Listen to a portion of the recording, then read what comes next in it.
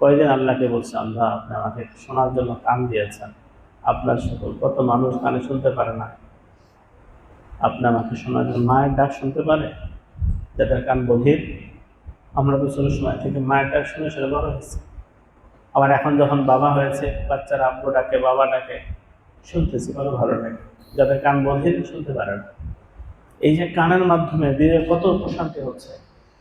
স্ত্রীর কথা শোনা, বাবার কথা শোনা, ওলামাদের কথা শুনতেছি।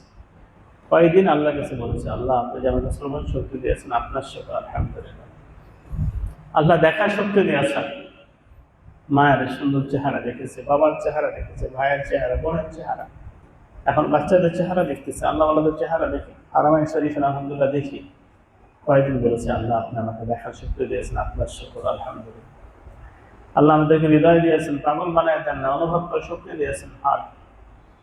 কয়েকদিন শুকর আদায় করছিল, আল্লাহ আপনি আমাকে হৃদয় দিয়েছেন, আপনার শুকর করছি তো কালিল আম্মা তাশকুরুন। কিন্তু এই কালিল আম্মা তাশকুরুনের মধ্যে আমি যে করে যাচ্ছি এটা বুঝতেছে। এই জন্য আল্লাহ তাআলা তাদাব্বুর কোরআনের তৌফিক আমাদেরকে দান করেন।